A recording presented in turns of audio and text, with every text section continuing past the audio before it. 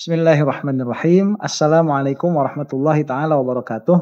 Alhamdulillahirabbil alamin wa sallallahu ala sayyidina Muhammadin wa ala alihi wa sahbihi wasallam amma ba'du. Waktu saya lagi scrolling di Facebook, kebetulan ada video lewat ya mengenai Bapak mantan presiden kita Pak Jokowi sedang berdoa di hadapan petinya paus. Dan komentarnya itu cukup beragam ya, karena memang disuting hanya pada wilayah itu saja. Dan saya pikir ini untuk direaksi akan menjadi video yang informatif begitu. Nah cuman saya mau memberikan mukadimah dulu seperti ini, bahwa Pak Jokowi itu sebagai public figure yang mana beliau itu mengaku sebagai beragama Islam, itu harus fleksibel dan harus mau dilihat keislamannya begitu. Karena Islam itu ya ada bagian zahir, ada bagian batin. Jadi dengan segala hormat kepada Bapak Jokowi, apabila gestur yang menunjukkan keberagamaannya dan karena beliau itu mengaku sebagai agama Islam, itu harus mau dikoreksi ya, atau minimalnya harus mau dikomentari begitu. Kenapa demikian? Karena ini akan menjadikan presiden yang buruk apabila seseorang yang katakanlah dia itu public figure, memiliki penggemar yang banyak, memiliki muhibbin lah katakan begitu yang banyak, kemudian melihat gestur itu keluar dari orang yang dicintainya, keluar dari orang yang menjadi panutannya. Nah ini akan menjadi presiden buruk terhadap agama apabila itu memang di dalam agama tidak ada pondasinya, tidak ada landasannya. Nah ini jadi yang mau saya lihat dari Pak Jokowi ini tidak ada hubungannya sama politik sama sekali, tapi yang akan saya lihat itu ya bagaimana gestur beliau itu di dalam mendoakan paus begitu ya, yang sudah mati begitu ya, sudah mati lah saya katakan demikian. Nah cuman yang menarik ya, yang saya lihat di dalam video Facebook itu tidak utuh memang. Jadi itu hanya Pak Jokowi itu pergi datang ke acara, kemudian dipersilahkan untuk menghadap ke peti, kemudian mengangkat tangan begitu, sudah di situ saja. Ternyata ada bagian selanjutnya, yaitu diwawancara setelah kejadian yang tadi saya sebutkan. Ini kita lihat saja langsung laporan beritanya karena ini yang paling lengkap yang bisa saya dapatkan begitu. Jadi kita akan lihat dari ini. Ini dari Kompas TV Pontianak. Kita saksikan ya. Ditugaskan Presiden Prabowo Subianto bersama-sama dengan saya, Menteri HAM, Bapak Natalius Pigai. Nah ini sebentar berarti Pak Jokowi ini ditugaskan. Berarti ini tugas negara ya. Ditugaskan oleh Pak Prabowo. Saya nggak ngerti bisa gitu ya mantan presiden yang secara formal tidak memiliki jabatan di dalam negara tetapi mendapatkan tugas dari presiden. Ini bisa apa enggak? Ini coba nanti komen di bawah ya. Saya nggak tahu ini bisa atau tidak nih. Jadi dalam pengertian ada legalitasnya atau tidak.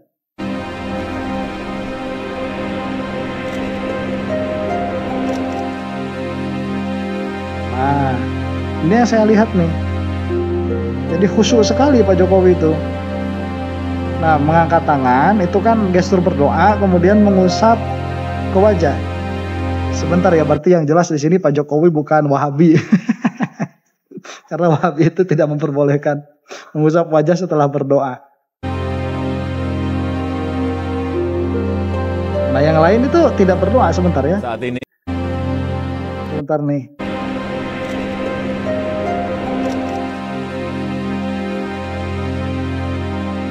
Nah yang lain tidak ada yang berdoa tuh, itu cuma berdiri saja. Atau saya katakan tidak ada yang menunjukkan gestur berdoa. Nah, oke. Kita pause dulu di situ. Jadi apa yang terjadi? Ini begini ya, kalau kita mau memisahkan antara fakta dan opini, atau dengan kemungkinan apa yang terjadi. Kita bisa melihat bahwa yang terjadi itu Pak Jokowi datang ke acara tersebut, ini kemungkinan besar acaranya di Vatikan ya, atau mungkin bisa dipastikan di Vatikan. Datang ke acara tersebut, kemudian maju ke arah peti matinya paus, kemudian berdiri di situ sambil mengangkat tangan. Nah, itu adalah gestur berdoa. Jadi itu bukan berdoa sebetulnya, itu adalah gestur berdoa. Kemudian setelah itu mengusap wajah. Itu adalah gestur selesai berdoa. Yang bukan Wahabi gitu ya. Saya tegaskan sekali lagi, yang bukan Wahabi. Setelah itu pula, yang lain itu hanya menyentuh peti saja. Dan ini videonya agak kecil, cuman di dalam Facebook itu saya melihat yang ini lebih lengkap. Jadi si penjaganya ini yang sebentar. Nah, seorang itu tuh yang di sebelah peti, yang dari perwakilan Vatikannya, itu sempat kebingungan begitu. Ini kayaknya ini ngapain sih orang? Karena sebelumnya itu agak panjang ya, jadi membuka peti dulu, ya pelan-pelan begitu ya, kemudian mempersilahkan Pak Jokowi untuk maju. Nah pas Pak Jokowi itu mengangkat tangan, orang ini kayaknya kelihatannya bingung nih orang ngapain begitu. Cuman ya nggak tahu kan isi hatinya apa. Nah jadi kita apabila melihat zahir hanya beberapa fakta saja yang kita dapatkan. Satu, Pak Jokowi menghadiri acara itu sudah jelas kelihatan begitu. Dua, bahwa Pak Jokowi itu mengangkat tangan di depan peti matinya Paus. Yang ketiga, Pak Jokowi itu mengusap wajahnya. Setelah itu berbalik, ya sudah selesai. Itu 3 fakta. Kemudian kalau kita melihat secara zahir, apa sih makna dari mengangkat tangannya Pak Jokowi? Nah, karena beliau itu Islam, mengangkat tangan seperti itu maknanya berdoa. Nah, itu kemungkinan. Jadi sebetulnya ya di antara mengangkat tangan dan mengusap wajah atau mengangkat tangan ke langit, sebetulnya itu tidak ada kelaziman dengan berdoa sebetulnya. Karena itu adalah gestur. Jadi berdoa itu mau pakai tangan mau nggak pakai tangan ya jadi aja sebetulnya. Malah yang lebih sempurna itu mengangkat tangan ke atas sambil wajah melihat ke langit begitu. Karena itu adalah kiblat dari doa. Ya, bukan seperti Wahabi. Karena itu adalah letak Allah adanya di sana. Enggak, itu adalah kiblat dari doa. Nah, apakah beliau berdoa begitu? Apakah Pak Jokowi ini berdoa? Ya sebetulnya dilihat dari potongan itu saja, yang mana itu yang saya lihat di Facebook, itu tidak bisa dipastikan. Cuman ya bagian akhirnya nanti akan menjelaskan sebetulnya gestur apa sih atau apa sih sebetulnya dilakukan oleh Pak Jokowi saat itu. Nah jadi kita bahas dulu mendoakannya nih, kalau begitu ya. Jadi kemungkinannya itu dia hanya Pak Jokowi itu hanya memperlihatkan gestur sebagai tanda empati dari pihak agama lain. Bisa seperti itu. Berarti doanya nggak ada begitu. Bisa jadi seperti itu. Berarti hanya mengangkat tangan saja supaya itu menjadi gestur persahabatan secara politis yang baik, ya sudah selesai. Nah ya saya kira begitu ya. Ini tolong dijelaskan juga sama orang-orang yang lebih ahli fikih daripada saya. Saya kira itu tidak ada masalah, karena yang menjadi masalah itu mendoakan. Nah jadi mendoakan orang kafir apabila dia itu sudah mati, itu adalah perkara yang tidak dibenarkan ya, tidak boleh begitu. Memintakan orang kafir untuk selamat begitu ya, mendoakan orang kafir supaya tidak diazab dan lain sebagainya, itu tidak boleh karena dia sudah mati. Kalau masih hidup itu masih bisa, kita masih boleh untuk mendoakannya, mendoakan supaya mendapatkan keimanan, mendoakan supaya mendapatkan maghfirah atau mendapatkan ridho dari Allah Subhanahu wa taala, itu masih bisa diwadahi oleh agama. Kenapa? Karena khotimahnya belum tentu. Nah jadi supaya kita tahu dulu ya, ada beberapa perkara yang mana tatkala dia itu didoakan, dia tidak melulu bagus. Di antara yang tidak boleh didoakan itu misalkan apabila seseorang itu meminta kepada Allah Subhanahu wa taala agar dosa seluruh umat mukmin, seluruh dosanya diampuni oleh Allah Subhanahu wa taala. Nah itu tidak boleh. Dalam beberapa literatur saya mendapati itu haram berdoa seperti itu. Jadi kita meminta kepada Allah supaya ya Allah semoga engkau mengampuni dosa seluruh umat muslim, seluruh dosanya. Nah itu tidak boleh. Kenapa tidak boleh? Karena kita sudah mendapat kabar bahwa sebagian orang mukmin itu akan disiksa. Sebagian orang mukmin. Nah sebagian itu berapa? Ya bisa 1 atau lebih. Sebagian itu. Dan itu sudah pasti terjadi karena sudah dikabarkan oleh Allah Subhanahu wa taala lewat Nabi Muhammad SAW. Sehingga tatkala kita ini meminta kepada Allah Subhanahu wa taala untuk mendoakan seluruh muslim agar diampuni seluruh dosanya, berarti kita itu sudah meminta kepada Allah agar kabarnya tidak terjadi, agar kabar ghaibnya tidak terjadi. Nah, di sinilah terjadi masalah, begitu ya. Nah, makanya mendoakannya haram. Ini sebetulnya menunjukkan kepada kebodohan orang yang berdoa. Yang boleh itu mendoakan seluruh muslim, tapi tidak semua dosanya. Jadi ya Allah, semoga Engkau mengampuni seluruh orang muslim. Ya kan, seperti yang suka dibacakan oleh khotib-khotib di khotib Jumat itu. Allahumma gfir lil mu'minina wal mu'minat wal muslimina wal muslimat al ahya'i minhum wal amwat. Kan enggak ada jami'a dzunubihim gitu. Kalau misalkan Allahumma gfir lil mu'minina wal mu'minat jami'a dzunubihim, atau supaya lengkap wa dzunubihinna begitu ya. Itu enggak boleh kalau seperti itu. Cuman kalau misalkan mengampuni seluruh umat muslim, jangan ditambah dengan seluruh dosanya. Kalau mau minta diampuni seluruh dosa, jangan seluruh umat muslim. Misalkan kita meminta ini Zaid itu muslim, ya Allah semoga Engkau mengampuni seluruh dosanya Zaid, itu boleh. Atau sebagian muslim seluruh dosanya, itu baru boleh. Nah, masalah timbul tatkala mendoakan orang kafir. Ini bagaimana? Nah, orang kafir itu tatkala dia sudah mati, itu adalah keadaan di mana dia sudah dipastikan masuk neraka yang mana tidak akan keluar dari dalamnya. Nah, karena kita itu melihat bahwa paus yang dimaksud ini, saya nggak terlalu hafal pausnya itu paus siapa ya. Tatkala paus yang dimaksud ini mati, ini kan mati dalam keadaan kafir tuh. Nah, berarti realitanya orang ini tidak akan keluar dari api neraka. Dan saat itu jelas bagi kita, ya, memang kita nggak tahu misalkan gimana kalau di akhir hayatnya begini dan begitu. Ya, kita bahkan bagaimana, ya, if-nya itu belum tentu terjadi. Makanya kita itu melihat dari zohirnya saja. Zohirnya ya mati dalam keadaan Kristen, begitu dalam keadaan kafir. Nah, ini yang mati dalam keadaan seperti ini sudah dipastikan tidak akan keluar dari api neraka. Makanya meminta keselamatan bagi orang yang seperti ini itu haram, tidak boleh. Ya, nah, kalau misalkan dimintakan supaya diringankan azabnya bagaimana? Nah, itu saya agak-agak lupa ya. Jadi kalau misalkan mendoakannya itu mendoakan semoga paus ini diringankan siksanya oleh Allah Subhanahu wa taala. Seingat saya sekarang begitu ya, ini juga nanti tolong dikoreksi di bawah. Seingat saya itu boleh kalau dipintakan kepada Allah Subhanahu wa taala untuk diringankan, bukan untuk dikeluarkan dari api neraka, tetapi diringankan siksaannya. Karena orang kafir pun nanti berbeda-beda jenis siksaannya begitu. Ya, orang kafir kan ada ya kafir, yang mabuk, ya zina begitu ya. Ada orang kafir yang tidak, ya seperti paus ini. Ya, paus itu mungkin orang kafir yang katakanlah quote and quote soleh begitu ya. Dalam pengertian hatinya itu damai, kemudian menjauhi perkara-perkara yang buruk, berakhlak. Dalam pengertian akhlak itu kebiasaan manusiawi sehari-hari baik dan lain sebagainya. Itu mungkin paus ini termasuk orang kafir yang seperti itu. Nah, itu yang saya dapati di Facebook ya. Sampai situ ya nggak ada masalah karena kita melihat zahir. Jadi belum tentu Pak Jokowi itu mendoakan, dan kalaupun mendoakan mungkin tadi mendoakan untuk supaya si paus ini tidak disiksa selamanya di dalam api neraka. Cuman masalahnya video ini ada terusannya. Nah, ini terusannya akan kita bahas ya. Kita lanjutkan dulu.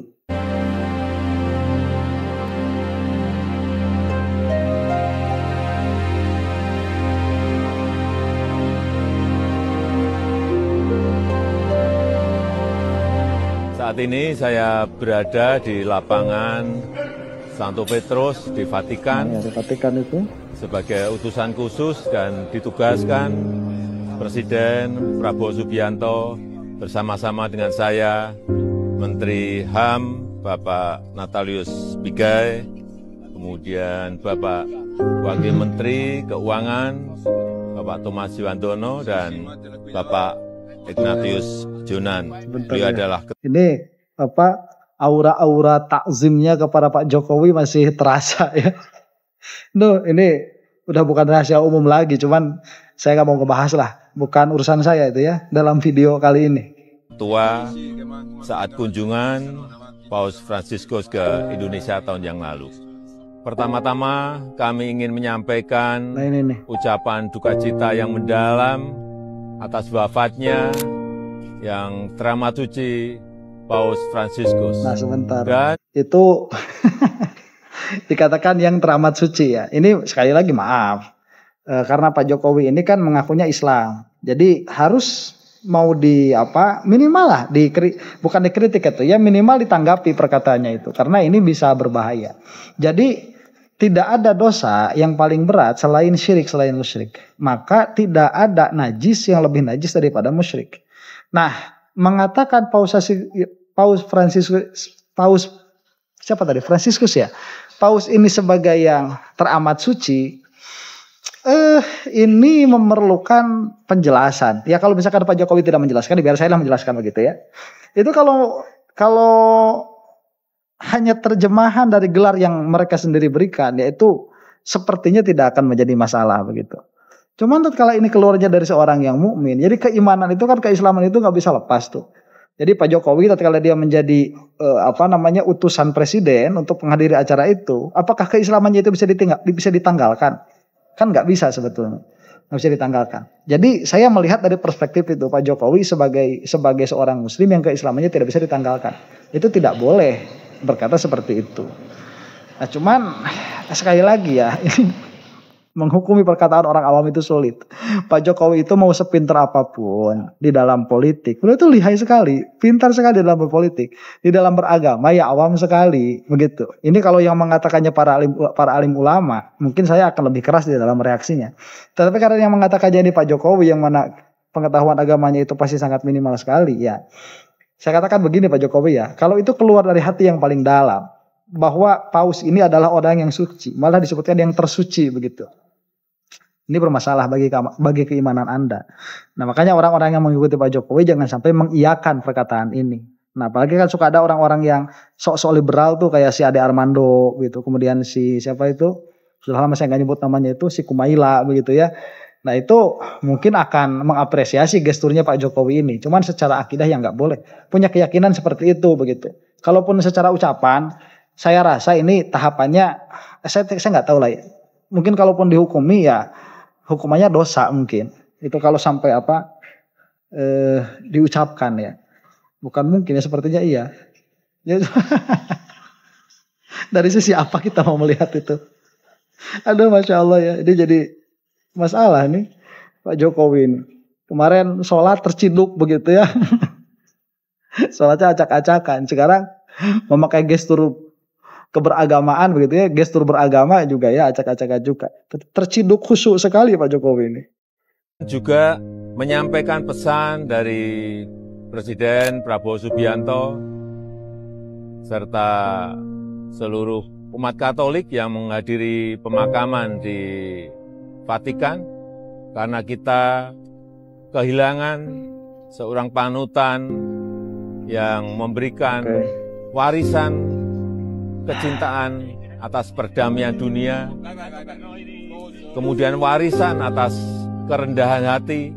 Sebentar ya, ini menyebutkan Paus sebagai panutan. Ya, dalam beberapa segi ya, memang kata Imam Ghazali itu demikian juga sih. Kalau misalkan dia hanya karena Paus ini beragama Nasrani kan nggak jadi semuanya jelek. Yang jelek itu kan i'tiqadnya. Yang mana ya akan lazim nanti kesananya secara syariat. Ini hukum secara syariatnya. Karena dia akan mukallaf begitu. Dia tidak melaksanakan perintah-perintah Allah Subhanahu wa taala, yaitu kelaziman. Memang semestinya akan seperti itu. Begitu.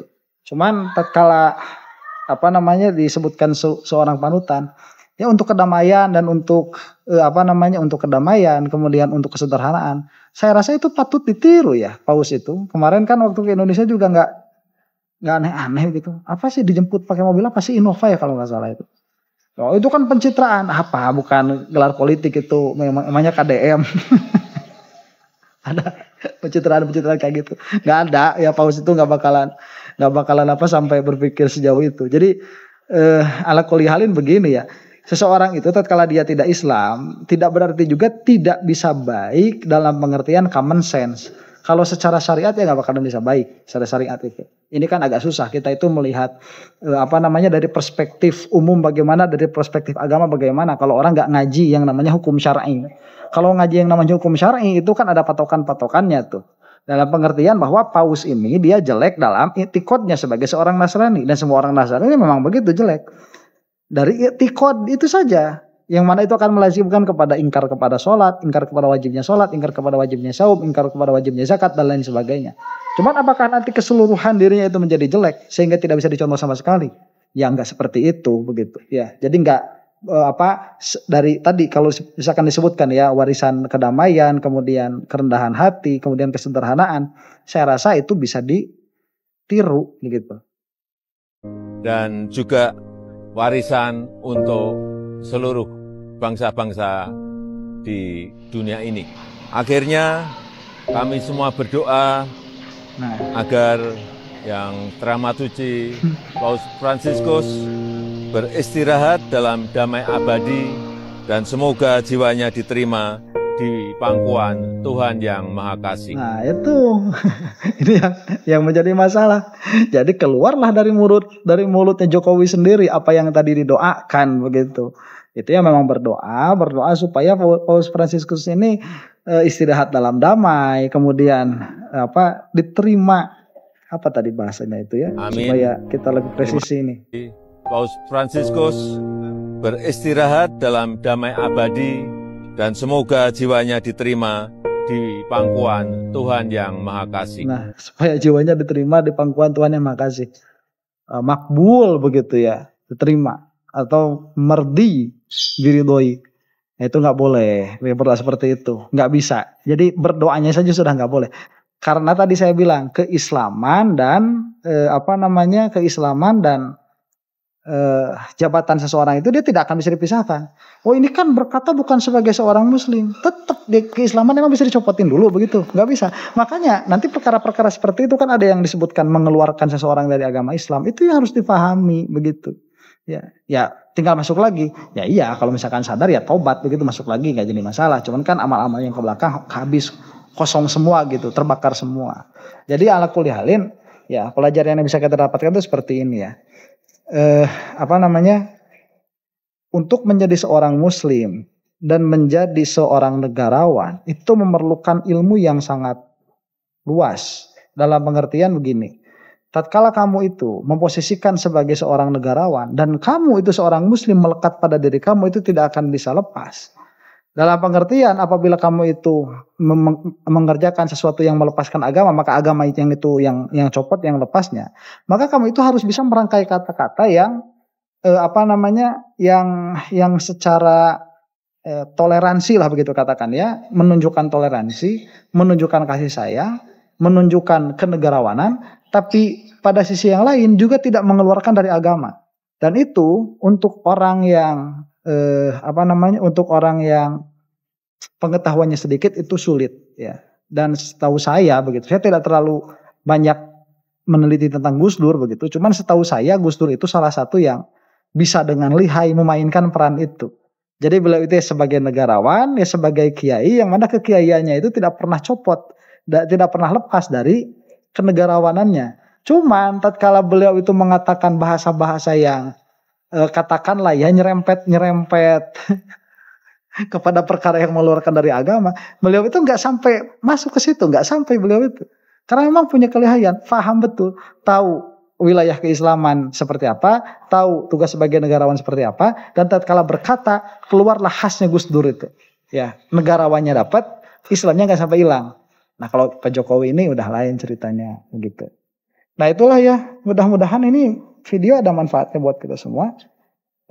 Banyak yang bisa kita pelajari sebagai rakyat Indonesia dari gerak-geriknya para pemimpin kita begitu. Ini sebagai case juga bahwa memang yang diajikan di dalam kitab-kitab itu faktual sebetulnya. Kalau kita memang mau melihatnya seperti itu, bahwa ini ada qodiyahnya, ini ada kaidahnya. Kemudian kita melihat realita di dalam kenyataannya, kita tinggal melihat apakah ini termasuk individu atau member dari apa yang kita bicarakan atau tidak. Setelah menjadi member, makanya kita akan melihat kasih sayangnya para ulama terdahulu, bagaimana mereka itu berusaha sangat gigih sekali untuk menjaga keimanan kita semua. Nah demikian, mudah-mudahan ada manfaatnya. Wallahu ta'ala alam bisawab. Assalamualaikum warahmatullahi ta'ala wabarakatuh.